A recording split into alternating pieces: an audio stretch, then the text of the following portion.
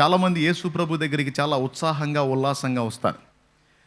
వచ్చిన వాళ్ళు ఆవేశాలతో దేవుణ్ణి ప్రేమించినట్టు హడావుడి చేసి ఇక దేవుడే సర్వస్వం, దేవుడే ప్రపంచం, ఇక దేవుడే లోకం, ఇక అంతా ఆయనే నాయన అని బాప్తీసం కూడా పొందుతారు. బాప్తీసం పొంది కొంతకాలం అయిన తర్వాత నేను కొంతమందిని గమనించాను. వాళ్ళు మళ్ళీ యేసు ప్రభును విసర్జించి మళ్ళీ లోకానుసారమైన జీవితంలోకి వెళ్ళిపోయిన జీవితాలు కొన్ని నేను చూశాను. వాళ్ళు ఎంత ఆవేశంగా వచ్చారో, ఎంత హడావిడి చేశారో అంతే ఆవేశంగా, అంతే హడావిడిగా మళ్ళీ వాళ్ళ లోకంలో కలిసిపోయారు. ఇలా కలిసిపోయిన వాళ్ళలో విశ్వాసులు ఉన్నారు, పరిచారకులు ఉన్నారు. కొంతమంది ఈ మధ్యకాలంలో సేవకులు కూడా కొంతమంది బయటపడుతున్నారు. ఒకప్పుడు అతడు యేసు ప్రభుని సేవకుడుగా సేవ చేశాడు, కొంతమందిని ప్రభులోకి నడిపించిన ఒక సేవకుడు ఈ మధ్యకాలంలో నేను యేసు ప్రభుని వదిలేస్తున్నాను, నేను మళ్ళీ నా పాత ప్రాచీన జీవితంలోనికి, ప్రాచీన భక్తి మార్గంలోకి నేను వెళ్ళిపోతున్నానని వెళ్ళిపోయినటువంటి వ్యక్తుల్ని కొంతమందిని మనం చూస్తూ ఉన్నాం. ఎందుకు వీళ్ళు ఇలా అయిపోతున్నారు, ఎందుకు ఇలా జరుగుతుంది అంటే పునాది క్రమంగా లేకపోవటం. వాళ్ళు వేసుకున్న పునాది, లేకపోతే దైవ సేవకులు వాళ్ళకేసిన పునాది పనికి మాలిన పునాదిగా ఉన్నందున అలా విశ్వాస విషయంలో ఓడ బద్దలైపోయినట్టు, ఇల్లు కూలిపోయినట్టు వాళ్ళ బ్రతుకులు అయిపోతూ ఉన్నాయి. ఎంతమందికి అర్థమైంది ఇప్పుడు నేను చెప్పినంత వరకు? కానీ కొంతమందిని చూస్తే వాళ్ళు హతసాక్షులుగా కూడా మారిపోతున్నారు, కానీ ప్రభువుని మాత్రం వదిలిపెట్టట్లా. మీరు చంపండి, అవసరమైతే చచ్చిపోతాం, కానీ యేసు ప్రభుని మాత్రం వదిలిపెట్టాం. వాళ్ళ ప్రాణాలు పోయినా, లేకపోతే వాళ్ళ ఇంట్లో ఎవరి ప్రాణం పోయినా, లేకపోతే వాళ్ళ సమస్తం కోల్పోయినా, వాళ్ళు ఏం నష్టపోయినా సరే యేసు ప్రభుని మాత్రం వదిలిపెట్టారు. ఎందుకంటే వారి పునాది బండ మీద కట్టబడిన ఇంటి వలె పటిష్టంగా ఉంది. కొంతమంది పునాదులు బలహీనంగా ఉన్నాయి, అవి కూలిపోతున్నాయి. కొంతమంది పునాదులు పటిష్టంగా ఉన్నాయి, నిలబడుతున్నాయి. ఇప్పుడు సేవకుడు ఆలోచించాల్సిన విషయం ఏంటంటే, నేను ఒక సంఘాన్ని కట్టాను, ఒక సంఘాన్ని నడిపిస్తున్నాను. అది 30 మంది కానీ, 50 మంది కానీ, 100 మంది కానీ, 200 కానీ, 400 కానీ, 1000 కానీ, ఇంకంతకంటే ఎక్కువ కానీ, నేను కట్టినటువంటి సంఘము ఎలాంటి పునాదుల మీద నేను కడుతున్నాను, ఆ పునాదులు ఎలా ఉన్నాయి, మరి ప్రతికూలతలు వచ్చినప్పుడు వాళ్ళు కూలిపోయే ఇళ్లలాగుంటున్నారా, లేకపోతే పటిష్టంగా ఎదురుతన్ని నిలబడేటువంటి వాళ్ళుగా ఉంటున్నారా అనేది ప్రతి సేవకుడు తన సంఘం విషయంలో కలిగి ఉండాల్సినటువంటి పరిశీలన. ఈ విషయంలో గ్రహింపు కోల్పోతే ఇసుక మీద ఇల్లు కట్టుకొని చివరికి అన్ని కోల్పోయినటువంటి బుద్ధిహీనులాగా నిలబడాల్సి వచ్చింది. అందుకే నా మట్టుకు నేను ఈ పునాదుల విషయంలో కాస్త జాగ్రత్తగా ఉండాలని ఆశిస్తాను. నా తమ్ముళ్ళు కూడా, సేవకులకి, అన్నలకి, తమ్ముళ్ళకి, అందరికీ నేను అదే బోధిస్తాను. మీరు ఎవరికి బోధించినా, ఏ సంఘాన్ని మీరు కట్టే సంఘము ఎలాంటి పునాదుల మీద ఉందనేది మీరు చూసుకోవాలి. కొంతమంది చాలా హడావుడిగా కనపడతారు, చాలా భక్తి విశ్వాసాలను కనపరుస్తారు, ఇక దేవుడే ప్రపంచం అన్నట్టు ఉన్నారు. కానీ నేను వాళ్ళని చూసి ఆశ్చర్యపోయిన తర్వాత వాళ్ళు ఎంత ఆసక్తిగా, నాకు తెలిసి ఒక సోదరి తన కుమార్తెకు హెల్త్ బాగలేనప్పుడు దేవుని సన్నిధికి వచ్చింది. ఆమెకి ఏదో బలహీనత, ప్రాణాంతకమైన జబ్బు వచ్చింది. అయితే ఆమె డెడ్లీ కండిషన్లో ఉంది. ఆ టైంలో ఆ సోదరి ఆ పిల్లని తీసుకొని వచ్చింది. ఇక నాకు యేసు ప్రభువేనన్నా, నాకు సమస్తం ఆయనేనన్నా, నేను మాత్రం ఇంకా ఆయన్ని వదిలిపెట్టే ప్రసక్తి లేదన్నా. అంటే నేను అన్నాను, నీ కుమార్తెకు హెల్త్ బాగలేదని నువ్వు వచ్చావు, ఒకవేళ నీ కుమార్తెను దేవుడు తీసుకుంటే నువ్వు విశ్వాసంలో ఉంటావు అంటే, నేను నా కుమార్తె కాదు, నేను పోయినా కూడా నేను దేవునిలోనే ఉంటాను, నేను దేవుని విడిచిపెట్టను అని ఆమె హడావుడిగా మాట్లాడింది. సో ఆమె ఆసక్తిని బట్టి, నిజంగా ఆమె పట్టుదలను బట్టి నాకు సంతోషం కలిగింది. నేను ఆమెను నమ్మి బాప్తీసం ఇచ్చాను. నేను తర్వాత కొద్ది రోజుల తర్వాత మరి దేవుని చిత్తమైంది, ఆ పాపను దేవుడు తీసుకున్నాడు. కొన్నిసార్లు మనం భూమి మీద ఉంటాం, దేవుని చిత్తం క్షేమం మనకి. కొన్నిసార్లు మనం భూమి మీద ఉంటాం, దేవుని చిత్తం కానప్పుడు కొంతమందిని దేవుడు తీసుకుంటాడు, లేదా కొన్ని పరిస్థితులను బట్టి దేవుడు తీసుకుంటాడు. ఒక వ్యక్తి చిరుప్రాయంలో వెళ్ళడానికి, లేదా మధ్యస్థంలో వెళ్ళడానికి ఎన్నో కారణాలు ఉంటాయి. సహేతుకమైన కారణాలు చాలా ఉంటాయి, దేవుని దగ్గర ఉంటాయి. కొన్ని బైబిల్లో మనం పరిశీలించినప్పుడు మనకు అర్థమవుతాయి. సో ఆ పాపని దేవుడు ఎందుకు తీసుకున్నాడో, పాపం నేను ప్రార్థించాను, ఆమె ప్రార్థించింది. మరి కొంతమంది బ్రతికారు, కొంతమందిని దేవుడు తీసుకున్న చరిత్ర కూడా ఉంది. అది కూడా నేను చెప్తాను. ప్రభు చిత్తం కానప్పుడు, ప్రభు ప్రార్థన విని బాగు చేసినవి ప్రభు చిత్తం కానప్పుడు తీసుకున్నవి కూడా కొన్ని ఉన్నాయి. ఏ కారణం చేత తీసుకున్నాడో, లేదా వారి విశ్వాస పరీక్ష నాకు తెలియదు. మొత్తానికి మాత్రం ఆ ప్రతికూలత ఏర్పడింది, ఆ పాపను దేవుడు తీసుకున్నాడు. ఆ రోజు నుంచి ఈ రోజు వరకు మళ్ళీ ఆమె కనపడన్నాడు. ఆల్రెడీ ప్రాణాంతకమైన జబ్బుతో బాధపడుతున్న పాపం తీసుకొచ్చిన ఆ సోదరి ఆ రోజు నుంచి ఈ రోజు దాకా, ఆమె చనిపోయింది పాప, ఇంక అప్పటి నుంచి ఇప్పుడు దాకా కనపడలా. అంటే బహుశా ఆమె ఎందుకు వచ్చినట్టు? ఆ పాప కోసం వచ్చింది. ఆ పాప బ్రతికితే మనం క్రీస్తులో ఉందాం, ఒకవేళ పాప చనిపోతే జంప్ అవుదాం. కానీ నాకు మాత్రం ఏం మాటలు చెప్పింది? పాప ఉన్నా పోయినా, నేనున్నా పోయినా యేసుప్రభుని మాత్రం నేను వదిలిపెట్టను. ఆయనే లోకరక్షకుడు, ఆయన నా పాప విమోచకుడు. సో నేను ఆయన్ని ఒప్పుకుంటున్నాను, నేను అంగీకరిస్తున్నాను, నేను ఆయనతోనే ఉంటానని చక్కగా అన్ని చెప్పి రక్షణ పొందిన వ్యక్తి ఆ రోజు నుంచి ఈ రోజు దాకా మళ్ళీ కనబడలా.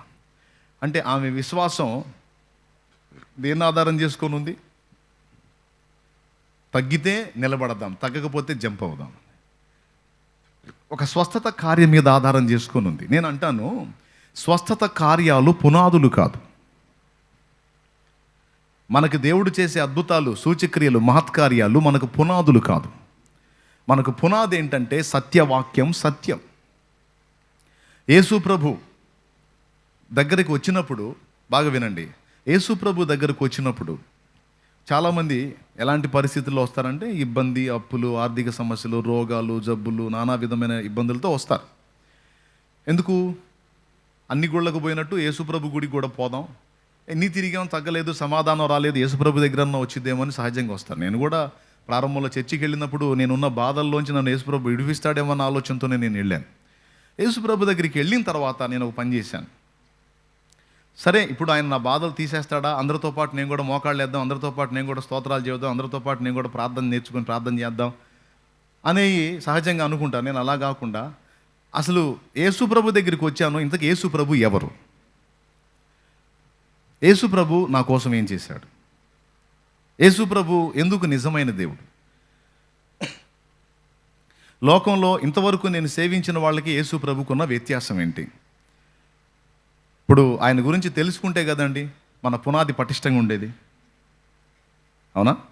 ఇప్పుడు అసలు ఆయన ఎవరు, ఆయన నా కోసం ఏం చేశాడు, ఆయన వల్ల నాకు వచ్చేటువంటి ప్రయోజనం ఏంటి, నేను ఆయన కొరకు చేయాల్సింది ఏంటి అనే విషయాల్లో స్పష్టత లేకుండా ఏదో అందరూ పోయారు నేను పోయాను, అందరూ వచ్చారు నేను వచ్చానంటే అది గుడ్డి విశ్వాసం, అది మూఢత్వం, మూఢ విశ్వాసం. ఈరోజు ఇక్కడ కూర్చున్న మీలో కొంపదీసి ఎవరన్నా ఆ బాపతగా వస్తే దయచేసి ఇప్పుడు నేను చెప్పిన విషయాలు మీరు గ్రహించాలి. నేను చర్చికి వెళ్ళినప్పుడు అలాంటి అంధవిశ్వాసంతో సహజంగా అందరూ వెళ్ళినట్టే నేను కూడా వెళ్ళినా, అక్కడికి వెళ్ళిన తర్వాత దేవుడు నా మనోనేత్రాలు వెలిగించాడు. ముందు ఆయన నాకేం చేస్తాడు, నా అప్పులు తీరుస్తాడా, సమస్యలు తీరుస్తాడా, బాధలు తీరుస్తాడా అనే సంగతి పక్కన పెట్టి అసలు ఇంతకీ ఈయన ఎందుకు దేవుడు, ఎప్పుడు దేవుడు, ఎలా దేవుడు, నేను మొక్కే వాళ్ళకి ఇతనికి ఉన్న వ్యత్యాసం ఏంటి, నేను ఎందుకు ఇతన్ని ఫాలో అవ్వాలనేటువంటి విషయాన్ని నేను స్పష్టంగా తెలుసుకోవాలనుకున్నాను. ప్రభు నాతో మాట్లాడాడు, కార్యాలు చేశాడు. అయితే అవన్నీ పక్కన పెట్టి నేను ఆయన్ని స్పష్టంగా తెలుసుకోగోరాను. ఎందుకంటే పునాది బలంగా ఉండటం కోసం. ఒకవేళ అందరిలాంటి వాడు ఇతను కూడా అయి ఉంటే, అందరితో పాటు ఇతను కూడా అయి ఉంటే నెక్స్ట్ ఇంకొకరిని ఎవరిని దేవులాడుకోవాలన్న ఆలోచన కూడా ఉంటుంది కదా. స్తోత్రం. ఇప్పుడు 100 తిరిగి 101వ దానికి వచ్చాం. ఇది కూడా మిగిలిన 100 లాంటిదే, ఈ 101వది కూడా అనుకుంటే ఇంకా 102వ దాన్ని దేవులాడుకుంటాం కదా. అందుకని అసలు ఏం సంగతి ఏందో తెలుసుకుందామని యేసు ప్రభు యొక్క వ్యక్తిత్వాన్ని, ఆయన దేవత్వాన్ని, ఆయన ప్రేమతత్వాన్ని, మానవ జాతిని రక్షించడం కోసం ఆయన చేసినటువంటి కార్యాన్ని, అసలు యేసు ప్రభుని ఒకడు ఎందుకు నమ్ముకోవాలి అనే ముఖ్యమైన పాయింట్ని తెలుసుకోవడానికి దేవుడు నాకు మనోనేత్రాలు వెలిగించాడు. యేసు ప్రభుని నమ్ముకోక ముందు శ్రమ పొందాను. యేసు ప్రభును నమ్ముకున్న తర్వాత కూడా చాలా శ్రమలు వచ్చినాయి, ఎన్నో ఆటుపోట్లు వచ్చినాయి. విశ్వాస జీవితంలో ఉన్నప్పుడు వచ్చినాయి, సేవలోకి వచ్చినాక ఇంకా వచ్చినాయి. కానీ విశ్వాస జీవితంలో ఉన్నప్పుడు, అంటే ఒక విశ్వాసిగా మీలాగా వాక్యం వినే పొజిషన్లో ఉన్నప్పుడు శ్రమలు వచ్చినాయి, వాక్యం చెప్పే సేవకుడిగా మారినప్పుడు కూడా శ్రమలు వచ్చినాయి. కానీ ఎన్ని వచ్చినా ఈరోజు కూడా యేసు ప్రభువును వదిలిపెట్టకుండా విశ్వాసంలో అలా నిలిచి ఉండడానికి కారణం ఏంటో తెలుసా? పునాది పర్ఫెక్ట్గా పట్టడానికి దేవుడు కృపనిచ్చాడు. పునాది గట్టిగా ఉంది. కొంతమందికి ఎలా ఉంటుందంటే భక్తి, వాళ్ళని ప్రోత్సహించే వాళ్ళు ఎవరైనా వాళ్ళతో కూడా ఉన్నప్పుడు, వాళ్ళని ప్రోత్సహించే వాళ్ళు, పురికొలిపే వాళ్ళు, పుషప్ చేసేవాళ్ళు ఎవరైనా వాళ్ళతో ఉన్నప్పుడు వాళ్ళ భక్తి బలంగా ఉంటుంది, వాళ్ళు చాలా ఆత్మీయంగా ఉంటారు, చాలా ప్రోత్సాహకరంగా ఉంటారు, చాలా దేవాసక్తి కలిగి ఉంటారు. అలా ప్రోత్సహించే వాళ్ళు దూరం అయినప్పుడు వీళ్ళు వెళ్ళి లోకంలో కలుస్తారు. అప్పుడు అంత భక్తి చేసావు, అంత ఆసక్తిగా ఉన్నావు, ఇప్పుడేం లోకంలో తిరుగుతున్నావు అంటే నన్ను ప్రోత్సహించే వాళ్ళు ఎవరు లేరు. ఏ తల్లి నాకు ఈ ప్రభువుని పరిచయం చేసిందో ఆమె దూరం అయిపోయింది, తర్వాత నేను కూడా ఆయన వదిలేశాను. అదే ఆ అక్క ఉన్నట్టయితే, లేదా ఆ తల్లి ఉన్నట్టయితే, లేదా ఆ అన్న ఉన్నట్టయితే, లేదా ఆ తమ్ముడు ఉన్నట్టయితే నన్ను పిలిచికెళ్ళేవాళ్ళు, ఇప్పుడు నన్ను పిలిచేవాళ్ళు ఎవరు లేరు, అందుకని నేను ఇలాగ మళ్ళీ వెనక్కి వెళ్ళిపోయానని చెప్పిన వాళ్ళు కొంతమంది ఉన్నారు. అంటే వీళ్ళ భక్తి దేన్ని ఆధారం చేసుకుందంటే పక్కన ప్రోత్సహించేవాడిని ఆధారం చేసుకుని ఉందన్నమాట. ప్రోత్సహించేవాడు ఉన్నప్పుడు లైన్లో ఉంటారు, ప్రోత్సహించేవాడు లేకపోతే ఈ లోకంలో కలిసిపోతారు. కానీ నాకు ప్రోత్సహించేవాళ్ళు లేకపోయినా, నేను వేరే ప్రాంతంలో వేరే ఊర్లో రక్షణ పొందాను, ఇక్కడ కాదు వేరే ఊర్లో రక్షణ పొందాను. అక్కడ నుంచి ఇంకొక ఊరికి వెళ్ళిపోయాను, అక్కడ నుంచి మళ్ళీ ఇంకొక ఊరికి వచ్చాను. నేను ఎక్కడ ఒక దగ్గర నికరంగా లేను. నికరంగా ఉంటే అక్కడ స్నేహితులు ఏర్పడతారు, సహవాసులు ఏర్పడతారు. ఒకవేళ నేను ఆత్మీయంగా దిగజారిపోతే నన్ను ప్రోత్సహించే వాళ్ళు ఏర్పడతారు. కానీ నేను 3 ప్రాంతాలు తిరిగాను. ఒక ఊర్లో రక్షణ పొందాను, ఒక ఊర్లో ఆత్మీయంగా ఎదగటం మొదలుపెట్టాను. అక్కడి నుంచి అనివార్య కారణాలను బట్టి మరొక ఊరికి వచ్చాను. చివరికి ఈ ఊరికి వచ్చినప్పుడు ఇక్కడ నన్ను ప్రోత్సహించేవాళ్ళు కానీ, నాకు భక్తిలో ఎంకరేజ్ చేసేవాళ్ళు కానీ ఎవరు లేరు. పైగా అగచాట్లు, శ్రమలు ఒక పక్క తరుముతున్నాయి, మరో పక్కనేమో సహవాసం లేదు. అయినా సరే దేవుని కృపను బట్టి నేను నిలబడి ఈ రోజు వరకు క్రీస్తుని విసర్జించకుండా క్రీస్తులో నిలబడి ఉండటానికి కారణం ఏమై ఉంటుందంటే, ఫస్ట్ దేవుని కృప, 2 ఆయన వేసిన పునాది. యేసుప్రభుని నమ్ముకోకముందు నా కుటుంబంలో వ్యక్తులు చనిపోయారు. యేసుప్రభు నమ్ముకున్న తర్వాత కూడా నా ఫ్యామిలీలో చనిపోయారు. అయినా నా విశ్వాసం నేను కోల్పోలా. అంటే ఏదో అద్భుతం జరిగితే ఉందాం, లేకపోతే వదిలేద్దాం అనేటువంటి భక్తి లేక విశ్వాసం, అది అవకాశవాదం, అది స్థిరంగా ఉండదు. ఆ స్థితిలో ఎవరైనా మీరు బాప్తీసానికి వచ్చి ఉంటే దయచేసి మీరు బాప్తీసం పొందడం అనవసరం. నాకు సహవాసం ఉన్నా లేకున్నా నేనైతే ప్రభువుని వదిలిపెట్టను అని పట్టు నీకుందా? ఆ పునాది నీకుందా?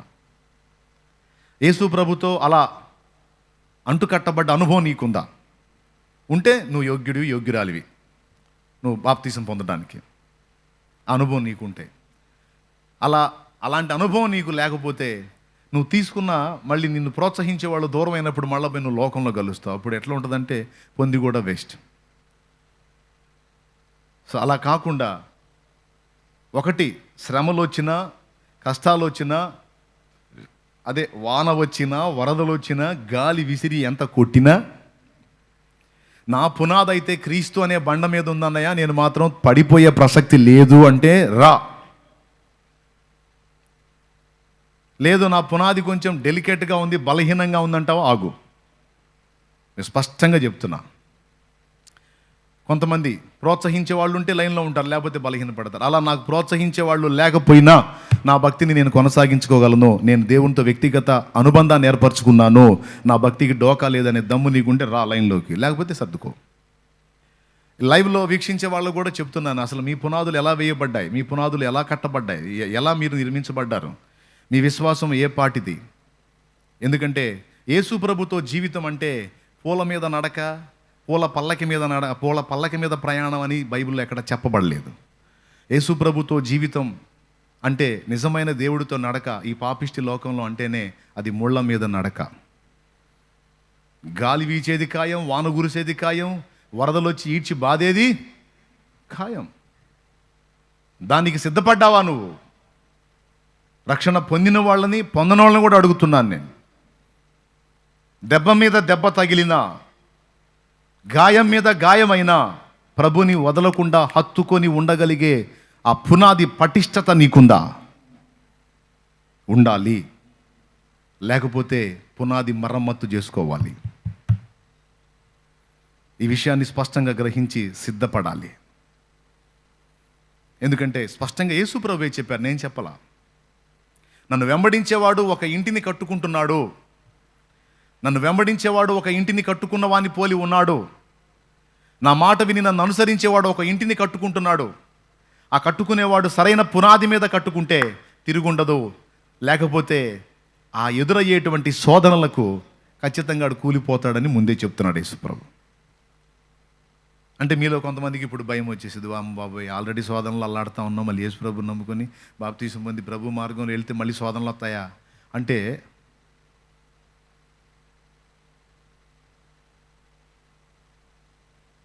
ముప్పై సంవత్సరాలు చదివితే కానీ 30 సంవత్సరాలు ఉద్యోగం రాదు.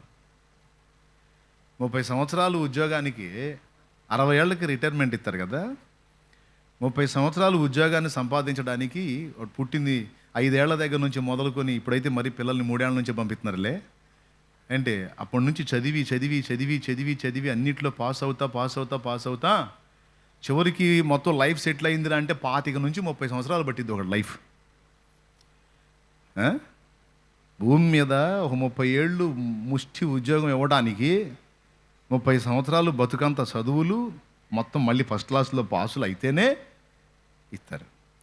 మరి పరలోక రాజ్యం, నిత్య స్వాస్థ్యం, నీతిమంతుల పట్టణం అదంతా స్వతంత్రించుకొని యుగయుగాలు నిత్య జీవంలో నువ్వు చేరాలి అంటే పరిశోధనలొద్దు, పరీక్షలొద్దా? ఏమండి, బంగారం ధర ఎంత? నేను ఏదో ఒకటి తీసుకొచ్చి ఇతడు దానికి బంగారపు కోటింగ్ వేసి నీకు ఇస్తా, డబ్బులు ఇస్తావా నాకు? నువ్వు ఇస్తావా? ఒక 200 గ్రాముల బంగారాన్ని నీకు ఇస్తాను, ఏది కంచు తీసుకొచ్చి దాని మీద గోల్డ్ కోటింగ్ వేసి నీకు ఇస్తాను, తీసుకుంటావా? నువ్వు డబ్బు పెడతావా దానికి?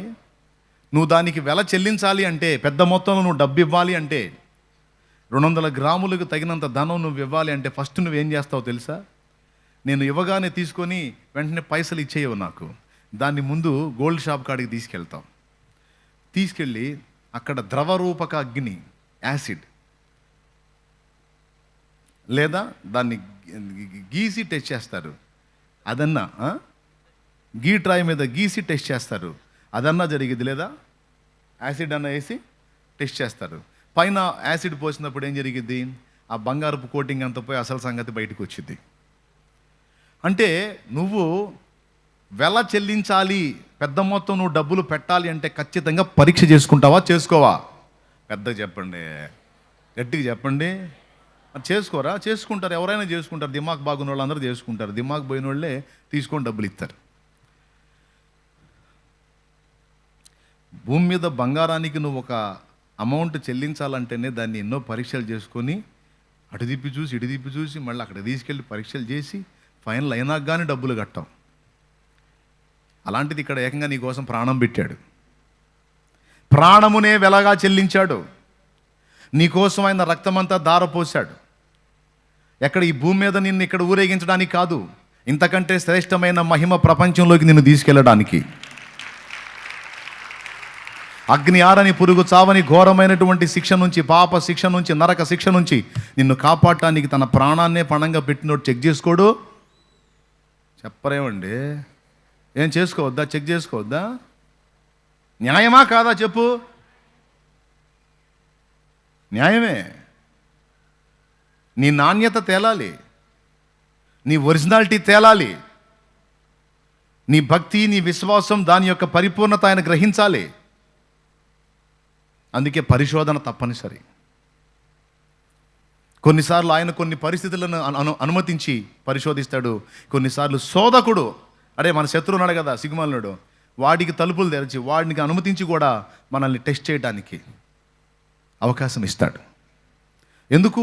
మన విశ్వాసాన్ని పరీక్షించడానికి, మన నమ్మకత్వాన్ని పరీక్షించడానికి, మన నాణ్యతని నిగ్గుదేల్చడానికి. తప్పకుండా మనకి ఈ పరిశోధనా కార్యక్రమాలు అన్నవి కన్ఫామ్. ఈ పరిశోధనలన్నీ నాకు వద్దులేపు అంటే సర్దుకో. లోకంలో తిరుగు, ఇష్టం వచ్చిన టూరేగి, ఏ పరిశోధనలు ఉండో ఇష్టం వచ్చినట్టు తిను, తాగు, సావు. లేదు, జీవం గల దేవునితో నువ్వు యుగయుగాలు జీవితాన్ని అనుభవించాలి అంటే మాత్రం తప్పనిసరిగా ఆయనతో నడక మొదలుపెట్టినప్పుడు పరీక్షలు, పరిశోధనలు తప్పనిసరి. ఇలా అనగానే వచ్చి అన్ని చేతిలో పడిపోవు. కొంతమంది అలా ఫీల్ అవుతున్నారు, యేసు ప్రభువుని నమ్ముకుంటే ఏం లేదు, ఇలా అంటే చాలా అన్నీ వచ్చేస్తాయని. ఏంటొచ్చేది? కొన్నిసార్లు నీ అవసరతను బట్టి లేని నీకు ఇస్తాడు, కొన్నిసార్లు నీకు ఉన్నవి కూడా తీసేసి నిన్ను పరీక్షించే అవకాశం ఉంది. కొంతమందికి ఉన్నవి తీసేసి పరీక్షిస్తాడు, కొంతమందికి లేని ఇచ్చి పరీక్షిస్తాడు. కొంతమందికి అన్నీ ఉన్నప్పుడు విశ్వాసంలో ఉంటారు, అన్నీ తీసేసినప్పుడు యేసుప్రభు లేదు, గీసుప్రభు లేదు సర్దుకుంటారు. కొంతమంది కరువులో ఉన్నప్పుడు, కష్టాల్లో ఉన్నప్పుడు దేవుడిని బాగా హత్తుకుంటారు. కొంచెం సుఖానుభవం రాగానే, కొన్ని దేవుడు ఇవ్వగానే ఆటోమేటిక్గా దేవుడిని మర్చి లోకానుసారులు అయిపోతారు.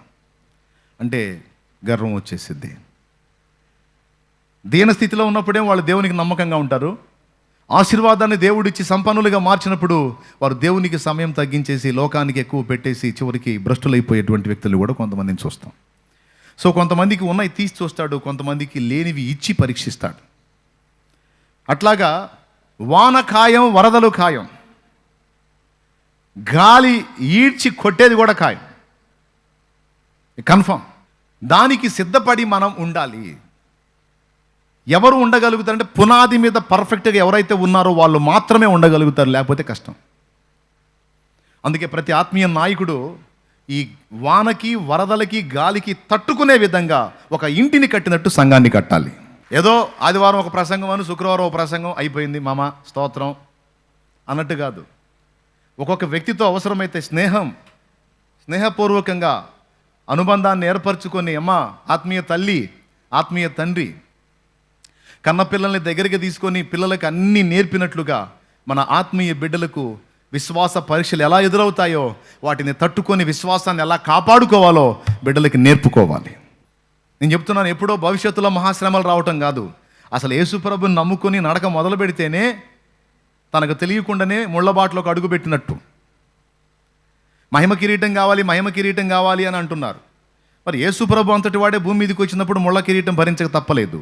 మరి యేసుప్రభుకు తప్పని ముళ్ళ కిరీటం నీకు నాకు తప్పిద్దా? ఆయన గుచ్చుకున్న ముళ్ళన్నీ కాకపోయినా, ఆయన పొందినంత గాయాలు కాకపోయినా, కొన్ని ముళ్ళైనా మనకు తప్పదు, కొన్ని గాయాలైనా మనకి తప్పదు. ఎందుకు? నాణ్యతను పరీక్షించడం కొరకు. ఇప్పుడు రెండు అర్థమైనాయి. ఒకటి, పునాది మీద కట్టబడే సంగతిని గురించి మాట్లాడాడు. రెండవది, తప్పనిసరిగా వచ్చేటువంటి వాన, వరదలు. వాన అంటే ఏకవచనం, వరదలు అంటే బహువచనం. అంటే ఒకటి కాదు వరద, మళ్ళా వస్తానే ఉంటాయి నువ్వు బ్రతికున్నంత వరకు. మీరు చెప్పండి, అంతకుముందు ఒక సమస్యతో బాధపడ్డారు, ఆ సమస్య పోయిందనుకున్నారు, అమ్మయ్య ప్రభు ఆ స్తోత్రం అని కృతజ్ఞతా కూటం పెట్టుకున్నారు. కొద్ది రోజులు గడిచింది, మళ్ళీ ఇంకో సమస్య వచ్చిందా రాలేదా? ఎంతమంది చేతులు ఎత్తండి. అంతకుముందు ఒక సమస్య ఉండే, చాలా రోజులు బాధపడే, ఆ సమస్య పోయింది, దేవుని కృపలో కృతజ్ఞత కూటం పెట్టుకుని దేవాన్ని కార్యం చేసావు తండ్రి స్తోత్రం అని పండగ చేసుకున్నారు. కొద్ది రోజులు గడిచింది, కొన్ని నెలలు గడిచింది, ఆటోమేటిక్గా మళ్ళీ ఇంకొకటి వచ్చిందా రాలేదా? వచ్చిందన్న వాళ్ళు చేతులు ఎత్తండి. దాదాపు అందరూ చేతులు ఎత్తారు, అంటే ఎదురైనాయి.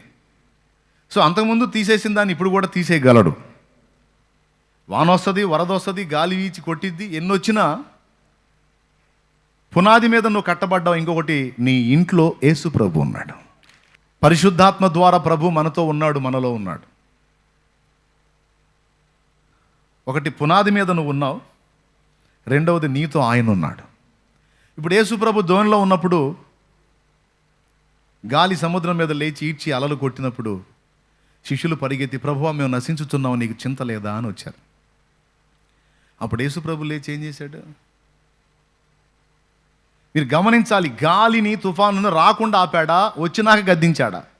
దానియేలు సింహాల గుహలో వెయ్యబడక ముందే ఆపేశాడా, వెయ్యబడ్డ తర్వాత దూత నంపాడా? అంటే దీన్ని బట్టి ఏమర్థమవుతుంది? సింహాల గుహలోకి వెయ్యబడ్డ స్థాయిలో పరీక్షింపబడ్డారు. శద్రకు, మేషాకు, అబేద్నెగోలు అగ్నిగుండంలో వెయ్యబడకుండా ఆపబడ్డారా, వెయ్యబడ్డ తర్వాత ప్రభు ప్రత్యక్షమయ్యాడా? అసలు వెయ్యకుండా ఆపేయచ్చుగా. ఐసా నహి హోతా. స్తోత్రం, హల్లెలూయా. అట్లా నడవదు. నిగ్గు తేలాలి, ఆ విశ్వాసం రంగేదో బట్టబయలు కావాలి. అందుకే పెను ఉపద్రవాలు లాంటి ఆపదలు చుట్టుముట్టినప్పుడు మౌనంగా ఉంటాడు, పట్టించుకోనట్టు ఉంటాడు, మొర విననట్టుంటాడు, అర్థం చేసుకోనట్టు ఉంటాడు, నీ ఆవేదనని గమనించినట్టు ఉంటాడు, ఏమీ పట్టినట్టు ఉంటాడు. వాళ్ళ ముగ్గురిని బంధించి అగ్నిలోకి విసిరిందాకా అసలు ఏమైనా పట్టించుకున్నాడా? తెరా విసిరిన తర్వాత చూస్తే 4వ వాడుగా అక్కడ ప్రత్యక్షమయ్యాడు, అగ్నిలో ప్రత్యక్షమయ్యాడు. అదే సన్నివేశంలో ఒకవేళ మనం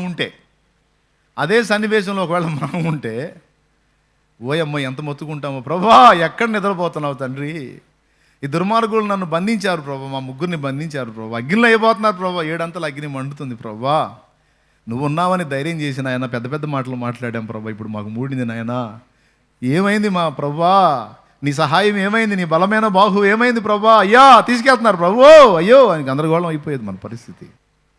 స్తోత్రం. వాళ్ళు ఏం మాట్లాడలే, వాళ్ళు సీనియర్స్ కదా, వేసుకోండి. రాజు అయిన నెబుకద్నెజరు, వేడి మిగిలి అగ్నిగుండంలో నువ్వు మమ్మల్ని విసిరితే అందులోంచి మమ్మల్ని రక్షించడానికి మా దేవుడు సమర్థుడు. రక్షించకపోయినా పర్వాలా వేసుకోవాలి, అంతేగాని నువ్వు చెప్పిన దానికి మాత్రం మేము మొక్కమండి. అది పట్టు. అంతేగాని అన్నయ్య అంతకుముందు వచ్చాలే కానీ అన్నయ్య మా వాళ్ళు ఊరుకోవట్లేదు అన్నయ్య, మా వాళ్ళు ఊరుకోవట్లేదు, కులం అంతా వెలివేస్తామంటున్నారు, గుడికి రాకపోతే వచ్చి సాష్టాంగ పడకపోతే అవన్నీ చేయకపోతే ఒప్పుకోవట్లే అసలు. అమ్మో మా ఇంటి మీదకి వచ్చారు అన్నయ్య, అందుకని ఇంకా ఇక అది వదిలేసి ఇక ఇందులోనే ఇదవుతున్నావులే అన్నయ్య అని చెప్పి మళ్ళీ ట్విస్ట్ ఏందనుకున్నా, ప్రార్థన చేయండి అన్నయ్యో, నేనేం బోర్లు పడుతుంటాను, మీరేం ప్రార్థన చేయండి అన్నయ్య. ఏం పునాది అది, ఏం విశ్వాసం అది? నాసిరకం విశ్వాసం, అది స్థిరం లేని విశ్వాసం, అటు ఇటు కాని విశ్వాసం. అందుకే ఇట్లాంటి రంగులన్నీ బయటపడాలిగా మరి, లేకపోతే వీళ్ళు కూడా ఈ అటు ఇటు కాని వాళ్ళు కూడా రేపు వచ్చి బహుమానం కాడ నిలబడరు, ఈ అటు ఇటు కాని వాళ్ళు కూడా రేపు వచ్చి బహుమానం దగ్గర నిలబడరు. అందుకని అసలు ఏది ఒరిజినల్ సరుకు ఏది డూప్లికేట్ సరుకు తేలాలగా. అందుకే మొత్తానికి గాలి వాన వరదలు తప్పదు. టోటల్గా మాకు అగసాట్లోనే ఏం చెబుతున్నావు అదేగా. మీకేంది, క్రీస్తులోనికి వచ్చిన ప్రతి ఒక్కనికి అగ్ని పరీక్షలు తప్పదు. ఈ మాట సాక్షాత్తు బైబిల్లోనే రాస్తుంది. పేతురు రాసిన మొదటి పత్రిక 1వ అధ్యాయము 6-7 వచనాలు ఒకసారి చూడండి. ఇందువలన మీరు మిక్కిలి ఆనందించుచున్నారు గాని అవసరమును బట్టి నానా విధములైన శోధనల చేత ప్రస్తుతమున కొంచెము కాలము మీకు దుఃఖము కలుగుచున్నది. నశించిపోవు సువర్ణము అగ్ని పరీక్ష వలన శుద్ధపరచబడుచున్నది గదా. దానికంటే అమూల్యమైన మీ విశ్వాసము ఈ శోధనల చేత పరీక్షకు నిలిచినది. యేసుక్రీస్తు అమూల్యమైన ఆగు శామ్యూయల్, అమూల్యం బంగారం కంటే కూడా విలువైనదంట మన విశ్వాసం. నశించిపోవు సువర్ణము అగ్ని పరీక్ష వలన శుద్ధపరచబడుచున్నది కదా, దానికంటే గోల్డ్ కంటే కూడా అమూల్యమైన మీ విశ్వాసము ఈ శోధనల చేత పరీక్షకు నిలిచినదై. అన్నానికి లేని రోజు రప్పిస్తాడు, అన్నానికి లేని రోజు రప్పిస్తాడు. అంటే ఇంట్లో గడవని రోజులు. సరే గడవపోతే ఏదో పొట్ట మార్చుకుంటూ అట్లా ఉంటాం. అదే టైంలో శోధకుల్ని పంపిస్తాడు. మళ్ళీ శోధకులు వస్తారు, వచ్చి వాళ్ళకి రెండో పాయింటే మాట్లాడరు. ఫస్ట్ వాళ్ళు ఎత్తేది ఏంటంటే యేసు ప్రభు యేసు ప్రభు యేసు ప్రభు యేసు ప్రభు అని తెగ ప్రార్థనలు చేతివి, తెగ పోతివి, తెగ నమ్ముకుంటామమ్మా. ఈరోజేమో కుండలో కూడు కూడా లేకపోయే, పట్టెడు అన్నం కూడా లేకపోయే, అంత ఆహారం కూడా లేకపోయే. ఏం చేశాడమ్మా నీ దేవుడిని? ఫస్ట్ ఎత్తేది దేవుడి గురించే. ఈ దరిద్రులు అంతసేటు దేవుడిని అనకపోతే వాళ్ళు తెచ్చి ఇవ్వచ్చుగా. అంత ప్రేమ వలకబోసేవాళ్ళు ఏం చేశాడు నీ దేవుడు అనకపోతే నీకేం మాయరాగు, నువ్వు సాయం చేయొచ్చుగా. అట్లా చేయరు, చేయకపోగా పుల్ల పొట్టులాగా ఈ మాటలు గుచ్చుతూ ఉంటారు. నీకు తెలీదు వాళ్ళని కూడా దేవుడే నీ మీదకి పంపించాడని. నీకు ఇంట్లో జరగని పరిస్థితులు రప్పించి మళ్ళీ నేను గాయపరిచే వాళ్ళని ఆయనే అనుమతిస్తాడు. ఈ మాటల దెబ్బకు ఒక్కసారి ఆవేశం పెరిగి కొంతమంది అయితే ఇంకేసు ప్రభు లేదు, గీసు ప్రభు లేదు, ఇంక నేను బాగున్నదినే ఇంక బాను. ఏంది నేను మామూలుగా ప్రార్థన చేశానా, మామూలుగా భక్తి చేశానా, అసలు ఏం చేశాను నేను? ఏందన్నా నేను ఎంత భక్తి చేశానన్నా? ఏందన్నా నాకు ఇంట్లోకి లేకపోవటం ఏందన్నా? ఈ దరిద్రం ఏందన్నా? నేను బాను. అప్పుడు ఆ వచ్చినోడు నాకు కావాల్సింది కూడా అదే. నేను ఎటు నాశనంలో ఉన్నా నువ్వు కూడా నాశనం అయిపోవాలా, అది అప్పుడు నా కడుపు చల్లగా ఉంటుంది. రైట్, ఇప్పుడు మంచి నిర్ణయానికి వచ్చావు. అది వదిలేస్తాను అన్నాడు. ఇప్పుడు వచ్చి పడిందా మరి? ఇప్పుడు వచ్చి పడిందా? నువ్వు ఆ మాట అంటావా, లేకపోతే అసలు ఏ మాట అంటావని దేవుడు గమనిస్తూ ఉంటాడు. అన్నానికి లేని రోజును రప్పించి, అప్పుల పాలయ్యే పరిస్థితిని రప్పించి, రోగిష్టిగా మారే పరిస్థితిని రప్పించి, కఠినమైన శ్రమల్లోని నిన్నుంచి నీ విశ్వాసాన్ని అగ్ని చేత పరీక్షిస్తాడు. అప్పుడు నీ డైలాగ్ ఏంటి అనేది దడగమ్ముతుందా? స్తోత్రం. అన్నా ఇప్పుడు ఎన్ని ఉన్నాయా? ఏమో, నువ్వు ముందే పునాది మీద కట్టబడి ఉంటే, నువ్వు ముందే ఒరిజినల్ గోల్డ్ అయితే 1-2 టెస్టుల్లో పాస్ అయిపోతావు, అయిపోయింది, ఇంక మళ్ళీ ఏమి ఉండవు. ప్రభు చిత్తం. నువ్వు అనుమానాస్పదంగా కనపడ్డావంటే ఇంక రకరకాల టేస్టులు స్టార్ట్ అవుతాయి నీకు. అలాంటి కఠినమైన అనుభవాల్లోకి నిన్ను తీసుకెళ్ళి అసలు నీ డైలాగ్ ఏందో గమనిస్తాడు. ఆహారానికి లేకుండా చేయడం ఒకటి పక్కన పెట్టి ఈ ఈ ఈ ఈ అగ్గిపుల్లలు ఉంటాయి కదా, ఈ అగ్గిపుల్లలను పంపిస్తాడు. అగ్గిపుల్లలు వచ్చి పొడుస్తూ ఉంటాయి. అప్పుడు నీ డైలాగ్ ఏంటంటే, ఈరోజు అన్నానికి కాదు, ఇక నా బ్రతుకంతా అన్నానికి లేకుండా నేను ఈంతున చనిపోయినా, నా పిల్లలు నేను మొత్తం పస్తులతో చచ్చినా చస్తాం, ఆయనను మాత్రం వదిలిపెట్టను. ఆయన నమ్మదగినవాడు, నన్ను పిలిచినవాడు నమ్మదగినవాడు. నా కోసం ప్రాణం పెట్టినవాడు పట్టాడు. అన్నం నాకు పెట్టడా? మరి నాకు ఆ అన్నం పెట్టకుండా అట్లా ఆపాడంటే నన్ను ఎందుకు ఆపాడో నాకు తెలుసు, నిన్నెందుకు పంపించాడో కూడా నాకు తెలుసు. నా బుద్ధిని టెస్ట్ చేయడానికి నీలాంటి వాళ్ళు 100 మంది వచ్చి కూర్చొని మీటింగ్లు వేసిన ఐ డోంట్ కేర్. ప్రభా, ఈ ఒక్కరోజు కాదు, ఈయంతో 10 రోజులు లేకపోయినా సరే ఒక్క మాట నిన్ను విడిచిపెట్టి నేను పోను. నా కోసం ప్రాణం పెట్టినాడు అయ్యా నువ్వు, నన్ను ప్రేమించినోడివి నువ్వు. మరి నన్ను ఈ స్థితిలో వదిలేసావంటే కారణం లేదా? ఏదో నాలో పాపం ఉండి ఉండొచ్చు, లేదో నేను మూర్ఖత ఉండి ఉండొచ్చు. నన్ను శుద్ధి చేస్తున్నావేమో, లేకపోతే నా విశ్వాసాన్ని పరీక్షిస్తున్నావేమో, నాకు ఇంకా ఎక్కువ మొత్తంలో సాయం చేయగోరి నా విశ్వాసాన్ని, దాని యొక్క నాణ్యతను నువ్వు తెలుసుకొని కోరావేమో. నీకు స్తోత్రం, నిన్ను మాత్రం వదలను. ప్రాణమే నా కోసం బలిగా అర్పించినోడివి, నా కోసం ఉమ్ములు సహించావు కదయ్యా, కొరడా దెబ్బలు తిన్నావు కదయ్యా, కాళ్ళల్లో చేతుల్లో శీలలు పొందావు కదయ్యా, తల్ల ముళ్ళ చేత గుచ్చబడింది కదయ్యా, చర్మము చీలికలు పేలికలు అయ్యేటట్టు నా కోసమే దెబ్బలు తిన్నావు కదా. నాకు తెలియదు అనుకుంటున్నావు ప్రభా? ఇవన్నీ నేను ఎరగననుకుంటున్నావా? నా కోసం ఇంత చేసిన వాడివి ఈరోజు నాకు అంత అన్నం దొరకని స్థితికి తీసుకొచ్చావంటే ఖచ్చితంగా నీవు నన్ను పరీక్షిస్తున్నావని నేను ఎరుగుతున్నాను. నీ చిత్తమే సిద్ధించుగాక. నా కోసం ప్రాణం ఇచ్చిన నువ్వు పట్టడు అన్నం నాకు నిశ్చయంగా పెడతావు తండ్రి అని నువ్వు అనగలిగితే నీ పునాది పటిష్టం. పెట్టకపోయినా, ఆహారం పెట్టకపోయినా పర్వాలేదు, తండ్రి అనగలిగితే డబల్ పటిష్టం. అది ఒరిజినల్. నా జీవితంలో నేను అనుభవించాను అలాంటి అనుభవాలు, ఎదుర్కొన్నాను. నన్ను అలాగా పూల మీద తీసుకుండాల దేవుడు. అలాంటి అనుభవాలన్నీ చూపించుకుంటానే సేవలు నన్ను తీసుకొచ్చాడు. ఒకరోజు జరగని రోజును కూడా నా జీవితంలో అనుమతించాడు, ఇంట్లో జరగని స్థితిని కూడా. కానీ విశ్వాసాన్ని కాపాడుకోవడానికి కృపనిచ్చాడు నా తండ్రి. నాకదే, నా కోసం ప్రాణం పెట్టినోడు, నన్ను ఇంతగా ప్రేమించినోడు, మహిమనే నా కోసం వదిలిపెట్టి భూమి మీదకి వచ్చి మట్టి మనిషి శరీరం ధరించి ఇంత త్యాగం చేసినోడు మరి నా ఇంట్లో లేదని సంగతి తెలియదా?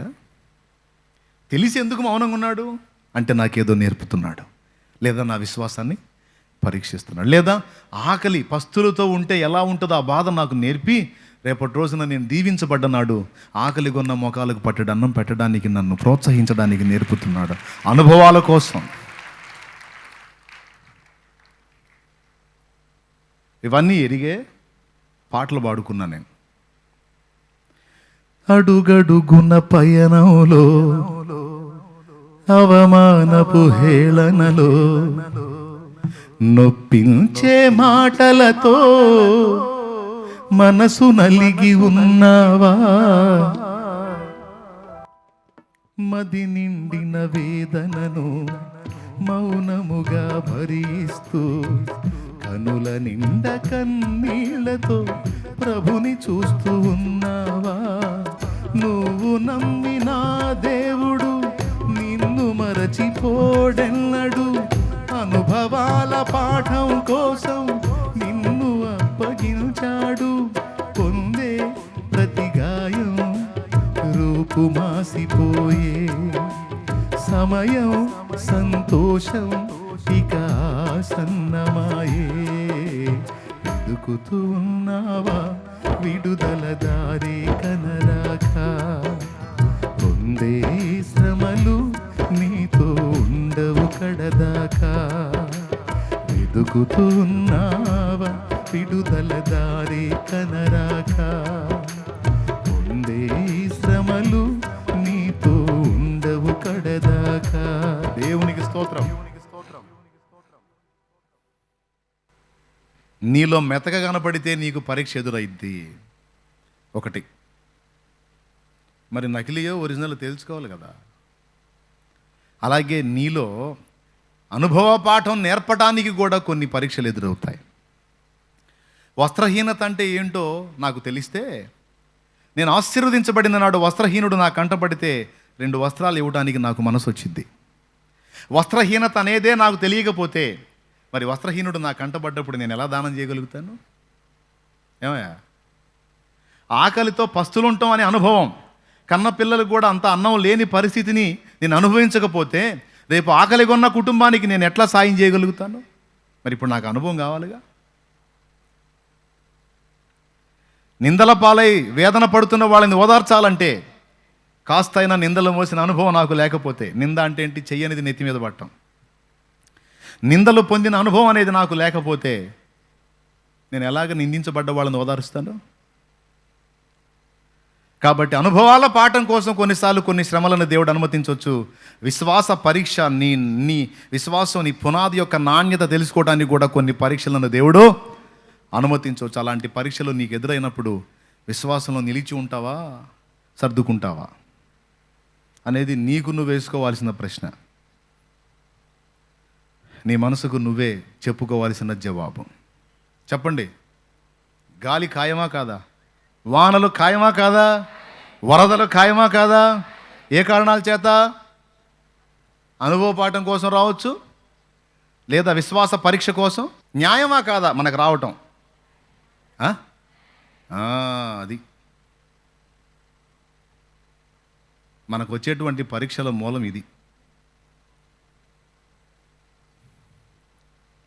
తర్వాత కొన్నిసార్లు మనలో ఉన్న అహాన్ని విరగొట్టడానికి కూడా కొన్ని పరిస్థితులను మనకు అనుమతిస్తాడు.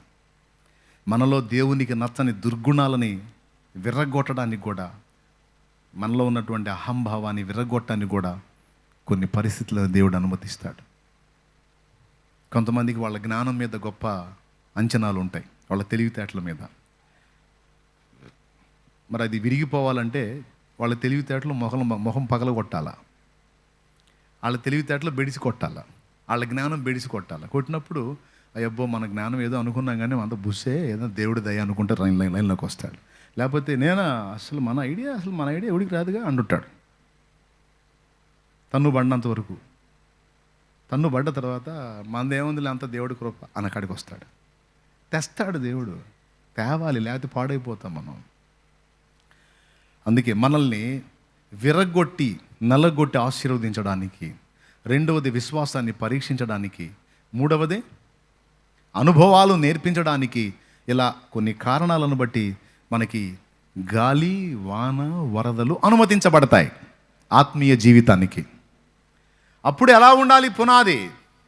బండ మీద కట్టిన ఇంటి వలె పునాది పటిష్టంగా ఉండునట్లు జాగ్రత్తగా చూసుకోవాలి.